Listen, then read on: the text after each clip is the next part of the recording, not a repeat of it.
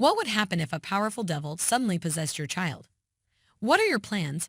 In Tropea, Italy, in the year 1987, Father Gabriel Amorth, boss exorcist of the Vatican, is called to a town where a man is supposed to be moved by a villain. The man is speaking English despite never having spoken it before, which is one of the classic signs of possession, the local priest claims. As of now, the head man sees him and gloats that he is Satan. Amorth doubts the possession claim as a whole because of this. Therefore, he simply takes a seat and begins chatting with the man. He inquires about the alleged Satan's name, also to portray damnation. However, the man is evading questions by threatening to kill himself. Hence, Amorth shows him the street Benedict decoration and doesn't see anything in the man's eyes. Amorth then conned the devil into possessing a pig so that Amorth could test the devil's power. All of a sudden, a resident shoots the pig dead. He then says that the devil has left and calms the man down. Half a month after the fact, over in Castell, Spain, Julia and her two youngsters, Amy and Henry, show up at an old Spanish nunnery called San Sebastian Monastery, which is her late spouse's only legacy after his unexpected demise about a year prior. Henry, on the other hand, has no say in this because he literally hasn't spoken since his father's death, and the rebellious Emmy is unhappy about them moving to Spain. Julia says that the abbey isn't bad when they first walk in, but Emmy sarcastically says that it's cozy. After that, the two children begin searching for their rooms, and the foreman introduces Julia to Father Esquibel. According to the priest, he is actually awaiting their personal welcome of the family to the diocese. In response, Julia expresses her gratitude to him and assures him that the church and his husband's family's name are being kept in mind while they carefully preserve the abbey's original structure. Amy hears a knock while brushing her teeth shortly thereafter. She doesn't mind at first, but once more, she tells her brother to stop and leaves her room. However, the knocking resumes and Amy finally responds with a knock. Strangely, Henry is already moving around the house when it happens, so he wasn't the one who knocked on the door the third time. Speaking of whom, when the boy reaches the basement, he begins to hear ominous sounds. Then he turns his attention to a wall hole where he can see what appears to be a seal that is beginning to break. Julia is looking for Henry upstairs, so she asks Amy, but Amy is still upset with her at this point. Julia explains that the abbey is their only remaining asset and that they are currently broke.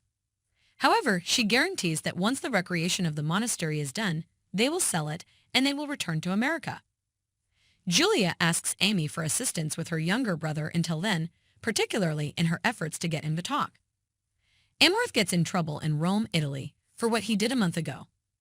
Cardinal Sullivan is unhappy with Amorth's action, which he took without permission from his superior, back in Tropea, in front of the church tribunal.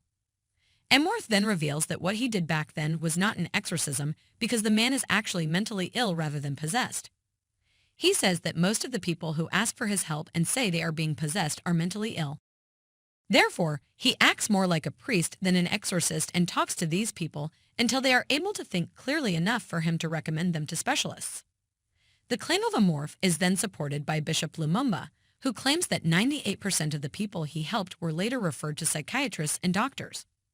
Sullivan, on the other hand, inquires about the remaining 2%, to which Amorth responds that those are the real deal, the true evil that science will never be able to explain. Startlingly, Sullivan smiles at his assertion. Amorth tells the tribunal to get right to the point, noting that he knows what a firing squad looks like because he fought in a war. Sullivan reveals that the Congregation for the Doctrine of the Faith has recommended that the chief exorcist's position be officially vacated at this time. He adds that the church is constantly under pressure to remain relevant, and one way to do so is to abandon outmoded beliefs like exorcism and possession. When Amorth hears this, he wonders what the church should be doing if they don't believe in evil. After that, he jokes and says that the congregation must want them all fired. Amorth is about to leave with that, but Sullivan insists that they are not finished yet. Thus, he honestly inquires as to whether this is about a dead lady named Rosaria Valandas, who he expounded on in a magazine, which stuns the court. Sullivan tells him to stand down and show respect to his superior when he becomes agitated. In response, Amorth informs them that they must directly approach the Pope, his actual superior, if they have a disagreement with him. Amorth then abruptly and with disdain turns his back on the tribunal, leaving them hanging with their absurd questions and suggestions.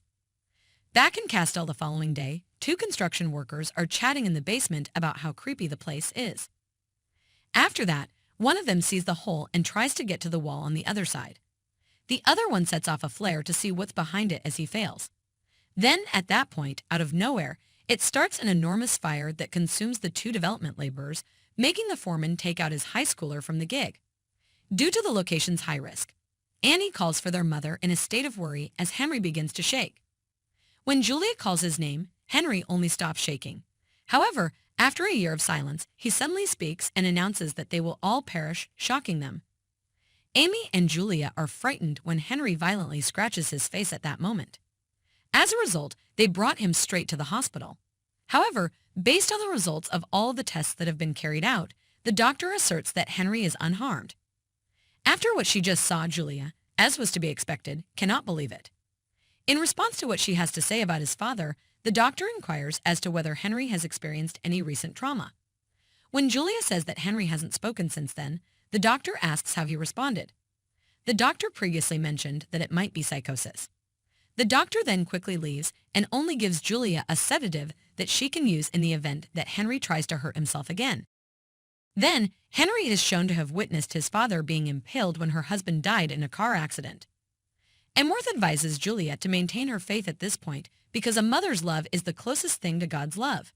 In the meantime, Amy hears the thumping sound once more, so he goes to mind Henry. In any case, sadly, her sibling creepily says that he's in heck, making her run back to her room. Unexpectedly, the telephone rings and things get creepier as she hears her dad talking in the other line, saying that they're all going to bite the dust. Amy runs to her mother in a panic and tells her what her father said. Amorty tells them to rest while he and Esquibel fight the devil after hearing this.